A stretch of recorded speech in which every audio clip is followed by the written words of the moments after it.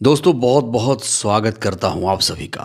आज़ाद भारत में ऐसा पहली बार हुआ जब किसी गृह मंत्री ने चुनाव आयोग को भरे सदन में गाली दे दी। जी हां दोस्तों, भरे सदन में चुनाव आयोग को अमित शाह ऐसा बोल देंगे ये किसी को अंदाजा नहीं था। मात्र 16 सेकंड में अमित शाह ने अपनी और अपनी पार्टी की पूरी फजीहत करा ली है। अब माफी मांग रहे हैं। लोकतंत्र, संविधान, संसद की गरिमा मर्यादा को तार तार करने वाले शाह ने आखिर चुनाव आयोग को क्या कहा है आपको बताएंगे। किस तरीके से वो माफी मांग रहे हैं, इस दौरान ओम बिरला की क्या गतिविधियां थी, दोस्तों सारी बातें आपको बताएंगे। वहीं जब संसद में ईवीएम बैलेट को लेकर बहस छिड़ी हुई है तो इस दौरान मोदी की प्रिय सांसद कंगना रनौत ने ईवीएम को लेकर ऐसी बात कह दी जिसे बैलेट का अपमान माना जा रहा है। आखिर संसद में कंगना ने ईवीएम बैलेट को लेकर क्या कुछ कहा है वो भी आपको दिखाऊंगा। लेकिन इस वीडियो की शुरुआत दोस्तों मैं एक 16 सेकंड के इस क्लिप से करना चाहता हूं। इसी 16 सेकंड के क्लिप से भारतीय जनता पार्टी बुरी तरीके से एक्सपोज हो गई है। ये तो आप सभी जानते हैं कि भारतीय जनता पार्टी जब से सत्ता में आई है वो ईवीएम का लगातार समर्थन कर रही है। जब विपक्ष के तमाम नेता एक सुर में कह रहे हैं कि चुनाव बैलेट पेपर से होना चाहिए, तो सत्ताधारी पार्टी के लोग न सिर्फ ईवीएम का समर्थन कर रहे हैं बल्कि ये लोग बैलेट पेपर का भी अपमान करने से नहीं चूक रहे हैं। तो सबसे पहले दोस्तों शाह का ये वीडियो देखिए। ये 16 सेकंड का वीडियो दोस्तों शाह की पोल खोल रहा है। अब चुनाव आयोग ने तो निर्णय कर दिया, मगर मैं भी साहब थोड़ा ज्यादा सोचता हूं। तो मैंने सोचा साला ये चुनाव आयोग कहता है कुछ नहीं हो रहा है, कुछ नहीं हो रहा है, तो ये लोग आरोप क्यों लगाए। तो संसद में भाषण देते देते शाह चुनाव आयोग को साला बोल गए। साला बोल गए। साला बोलने के बाद इनके पीछे बैठे थे कमलेश पासवान, बिट्टू, जो कि हंस रहे हैं। बवाल मचा तो किरण रिजिजू बचाव में आ गए और बोले सर गलती से बोल दिया। फिर उसके बाद शाह को भी होश आया कि अरे हमने ये क्या बोल दिया, तो ये कहने लगे मान्यवर ये शब्द काट दीजिएगा।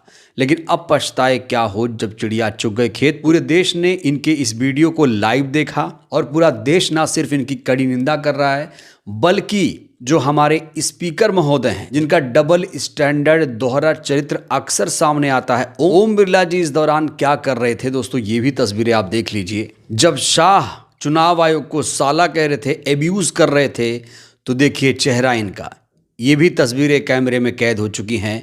स्पीकर का रवैया देखिए दोस्तों। जब सत्ताधारी पार्टी से लोग सवाल पूछ रहे हैं, शाह को तड़ीपार कहते हैं, तब ये महोदय गुस्से में लाल हो जाते हैं। लेकिन जब शाह पार्लियामेंट में अब्यूज करते हैं तब ये मुस्कुरा रहे हैं। विपक्ष ने एक सुर में शाह के खिलाफ कड़ी कार्रवाई की मांग की, लेकिन अभी तक स्पीकर ने इस पर कोई भी संज्ञान नहीं लिया है।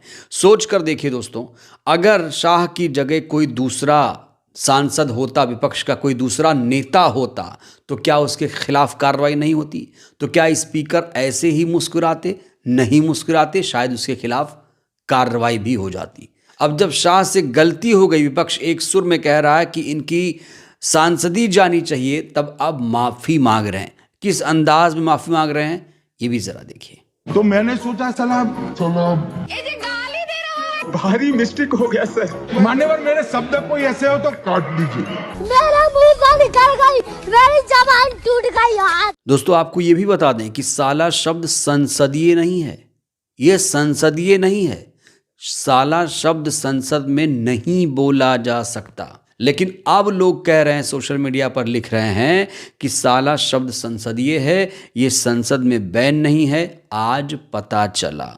सोशल मीडिया के जो पत्रकार हैं इस पूरे मामले पर तंज कस रहे हैं और कहा जा रहा है कि भाई अब तो साला कोई भी किसी को संसद में भी बोल सकता है।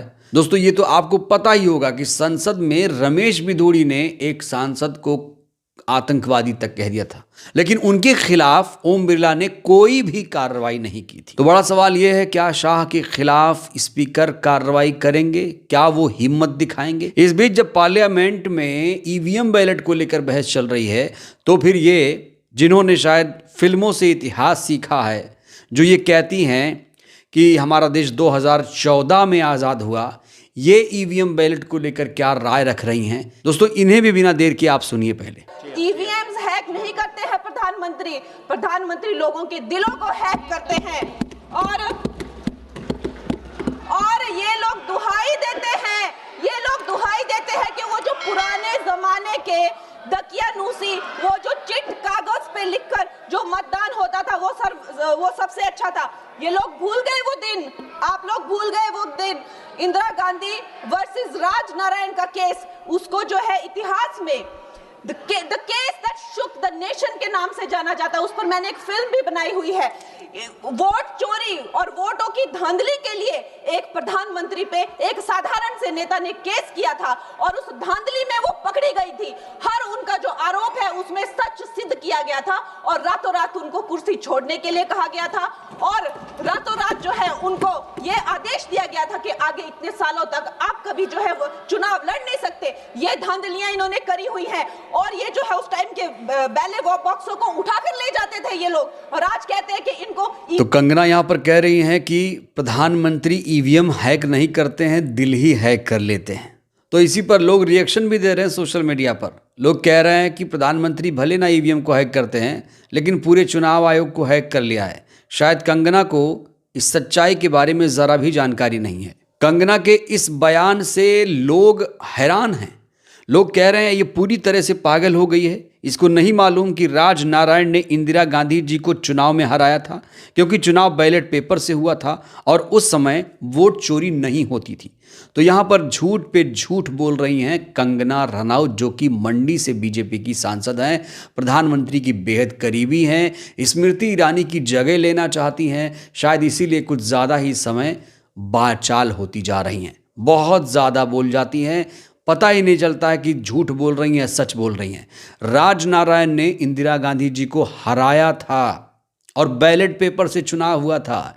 इंदिरा जी पर कभी भी वोट चोरी का आरोप नहीं लगा था। और ये बैलेट का किस तरीके से अपमान कर रही हैं दोस्तों, आपने सुना। ये कह रही हैं कि पुराने ज़माने में दकियानूसी चिट्ठ कागज़ से मतदान होता था, वो सबसे अच्छा था। पूछ रही हैं वो सबसे अच्छा था। बैलेट पेपर को ये चिट्ठ कागज बोल रही हैं और पुराने जमाने का दकियानूसी सिस्टम बोल रही हैं। बैलेट पेपर जिससे हमारे देश का लोकतंत्र मजबूत हुआ, चुनाव प्रणाली मजबूत हुई, उस बैलेट पेपर का किस तरीके से कंगना यहाँ पर अपमान कर रही हैं। और इसीलिए अब कंगना के खिलाफ भी बहुत सारे लोग सोशल मीडिया पर लिख रहे हैं कि ये पूरी तरीके से पागल हो गई है, इसको इतिहास की जानकारी नहीं है, इसको राजनीति की जानकारी नहीं है।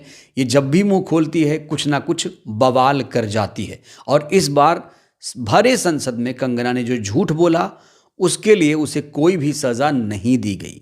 कायदे से तो ऐसे लोगों, ऐसे अनपढ़ लोगों की सांसदी छीन लेनी चाहिए, लेकिन ओम बिरला यहाँ भी मुस्कुरा रहे थे। जब कंगना झूठ पे झूठ बोल रही थी, बैलेट पेपर का अपमान कर रही थी, तो यहाँ भी स्पीकर महोदय मुस्कुरा रहे थे और उन्होंने इन्हें चुप करने के लिए एक बार भी नहीं टोका। अगर विपक्ष के सांसद ऐसा बोलते तो तुरंत चुप करा दिए जाते। आखिर पार्लियामेंट में, संसद में इस तरह का डबल स्टैंडर्ड स्पीकर क्यों करते हैं, ये बड़ा सवाल है। तो एक तरफ शाह ने चुनाव आयोग को गाली दी, तो दूसरी तरफ उन्हीं की खास सांसद ने बैलेट का अपमान किया है।